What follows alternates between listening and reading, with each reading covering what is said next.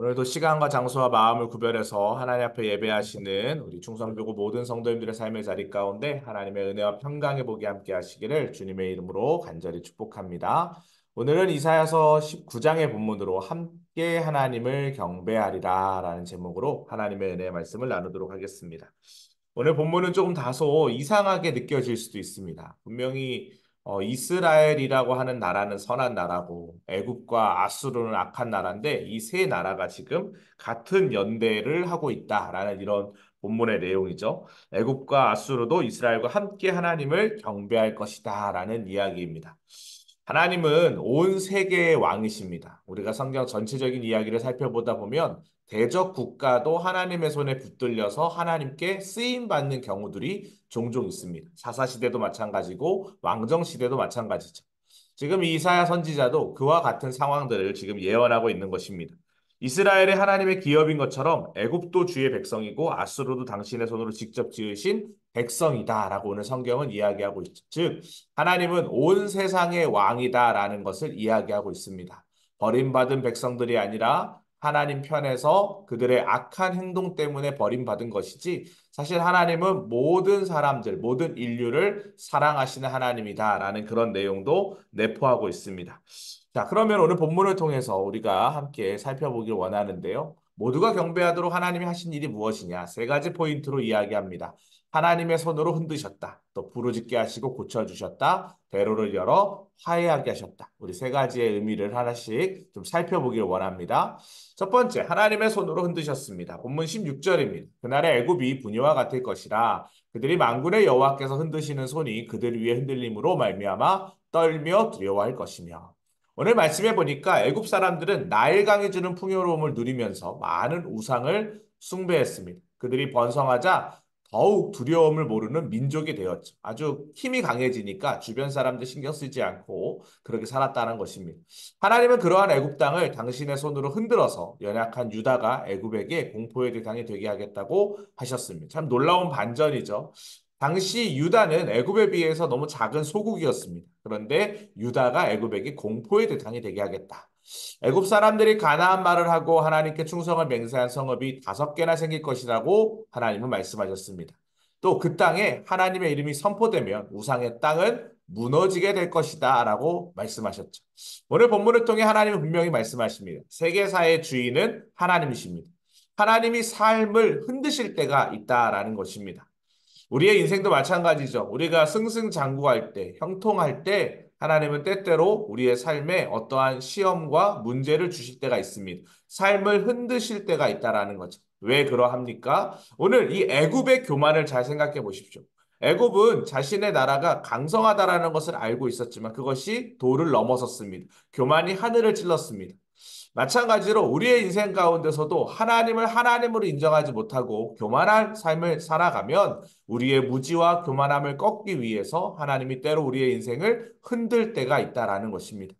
하나님이 우리를 흔드실 때가 있으십니까? 그때 우리는 어떻게 해야 할까요? 하나님 앞에 전적으로 엎드려야 합니다. 때때로 물질로, 때때로 건강으로, 또 관계로 여러 가지 우리의 삶에 시험이 찾아온다면 혹 우리가 하나님과의 관계 형성에 있어서 잘못한 것은 없는지 한번 되돌아봐야 합니다. 그리고 잘못한 것이 있다면 철저히 회개하며 주님 앞에 엎드려야 한다라는 것이죠. 내 삶을 흔드시는 하나님의 뜻과 계획을 깨닫고 오직 하나님 한 분만을 의지하는 우리 모든 충성교구 성도님들 되시길 축복합니다. 두 번째로 부르짖게 하시고 고치셨다라는 것이죠. 20절 이는 그들이 그 압박하는 자들로 말미암아 여호와께 부르짖겠고 여호와께서는 그들에게 한 구원자이자 보호자를 보내사 그들을 건지실 것입니다라고 기록되어 있습니다. 애굽은 분명 큰 제국이었습니다. 하지만 역사를 주관하시는 하나님이 치시면 그들은 어떻게 됩니까? 무너질 수밖에 없습니다. 애굽도 아수르도 바벨론도 페르시아도 로마도 마찬가지입니다. 하나님이 치시면 무너질 수밖에 없습니다. 하나님은 이 애굽의 젖줄은 무엇입니까? 나일강이죠. 나일 강물로 이들은 먹고 사는 것입니다. 그 나일강이 마르고 악취가 나고 또 바로가 지혜롭다고 하는 참모들이 그릇된 길로 인도하고 남을 지배하는 민족이 잔인하게 그지없는 폭군의 손에 붙들리게 할 것이다 라고 그렇게 하나님 말씀하십니다. 우상 숭배하는 애굽을 하나님을 경배하는 곳으로 바꾸기 위해 그들을 쳐서 부르짖게 하고 고치겠다라고 말씀하시는 것이죠. 하나님은 우리의 심령밭을 고치시고 기경하시는 분이십니다. 애굽 땅 중앙에 여호와를 위한 제단이 세워질 것이고 애굽 사람들이 여호와를 경배할 것이다라고 하나님이 말씀하셨습니다. 하나님이 우리에게 어려움을 주시는 이유가 무엇입니까? 오늘 말씀을 통해 우리는 분명히 깨달을 수 있죠. 하나님을 하나님으로 인정하는 믿음을 갖게 하기 위해서입니다. 하나님의 이름을 부르게 하기 위해서입니다. 어떤 상황에서든 진심으로 하나님의 이름을 부르면 삶을 올가매던 모든 문제는 사라지게 될 줄 믿습니다. 사랑하는 성도 여러분, 우리가 어떤 문제 가운데 있다 하더라도 하나님의 이름을 부르는 성도들 되길 바랍니다. 하나님께서 일을 행하시는 여호와, 그 일을 성취하시는 여호와 하나님께서 우리 사랑하는 성도님들의 모든 삶의 자리를 지켜 보호하여 주실 것입니다. 새 일을 이루시는 하나님을 만나시기 바랍니다. 그 하나님이 사막에도 길을 내고 강물에도 길을 내는 믿음의 길을 우리에게 걸어가게 하실 것입니다.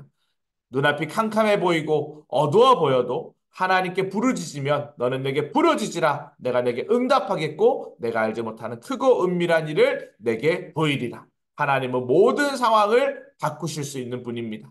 하나님께 나아가는 우리 모든 성도님들 되시기를 축복합니다. 세 번째로 대로를 열어 화해하게 하셨다라고 기록되어 있습니다. 오늘 본문 23절에 보면 그날의 애굽에서 아수르로 통하는 대로가 있어 아수르 사람은 애굽으로 가겠고 애굽 사람은 아수르로 갈 것이며 애굽 사람이 아수르와 함께 경배하리라 이렇게 기록되어 있습니다.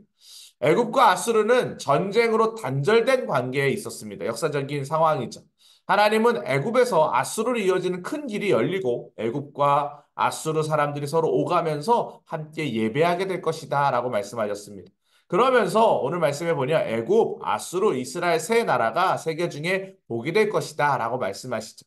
하나님은 친히 이스라엘뿐만 아니라 애굽과 아수르도 당신의 백성이고 직접 손으로 지으신 소유임을 밝히셨습니다. 우리가 지금 생명살림 축제를 준비하고 있습니다. 우리와 세상 사람들이 다름이 아닙니다. 구분이 아닙니다. 우리는 세상 사람들에게 복음을 전해야 할 마땅한 사명을 가지고 있는 사람들입니다. 애굽도 아수르도 당신의 백성입니다. 하나님의 백성입니다. 세상 사람들도 믿지 않는 사람들도 하나님의 백성임을 기억하시기 바랍니다. 그들에게 복음을 전할 때에 주 예수 그리스도의 복음이 들어갈 때에 그들도 하나님의 자녀가 되는 놀라운 특권을 누려야 할 하나님의 백성들입니다. 반목하고 갈등하는 곳에는 주의 영이 함께할 수 없습니다. 화해하고 용서하고 서로의 마음을 통하고 하나 될 때 하나님의 영이 함께하는 것입니다. 사랑하는 성도 여러분, 속회 안에서 혹시 다툼이 있는 성도들이 있으십니까? 교회 안에서 혹시 있으신가요? 가족 안에서 혹시 있으신가요? 사랑하시기 바랍니다. 마음을 통하고 그들에게 나아가서 사랑의 손을 내밀어 주시기 바랍니다. 성경은 이야기하죠. 원수를 내 몸과 같이 사랑하라 라고 이야기합니다. 원수조차 사랑할 수 있는 마음, 70번씩 7번이라도 사랑해라. 무한대의 사랑을 이야기하는 것입니다. 우리의 삶의 자리 가운데 혹 서로 통하지 못하는 사람들이 있다면 그들에게 주의 복음을 전하는 믿음의 삶을 사시길 축복합니다. 참 어려운 일이죠. 힘든 일이죠. 하지만 오늘 주님께서 말씀으로 우리에게 권면하십니다. 그 말씀의 힘을 입어서 주의 영이 함께하는 우리 공동체가 되기를 간절히 축복합니다. 우리에게 서로 통하는 대로가 열려서 반목과 전쟁이 그치고 미움과 다툼이 화해와 평화로 바뀌어지게 해달라고 함께 기도하시기 바랍니다. 하나님은 세상의 모든 민족과 함께 경배받기를 원하시는 분입니다. 나와 우리 가족과 또 사랑하는 친인척들, 우리 이웃들, 주를 모르는 모든 백성들에게 하나님은 경배받기를 원하십니다.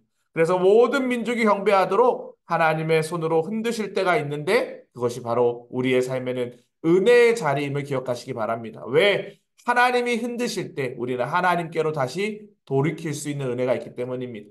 제가 대신방을 하면서 많은 성도님들의 가정에 고난이 있습니다. 어려움이 있습니다. 그런데 성도님들이 반복적으로 하시는 고백이 있습니다. 그 고난 때문에 하나님께로 돌아갔다라는 이야기입니다. 하나님께서 그 성도님을 사랑하시기 때문에 하나님이 주신 사인을 받아들인 것이죠. 그리고 더 풍성한 은혜를 경험하게 하신 하나님을 만나게 되었다라는 고백도 참 많이 듣게 됩니다. 사랑하는 성도 여러분, 하나님이 흔드실 때가 우리에게 은혜의 때인 줄 믿고 여러분의 삶의 자리를 점검하고 또 진단하고 더욱더 하나님과 친밀한 교제를 누리시는 우리 모든 성도들 되시기 바랍니다.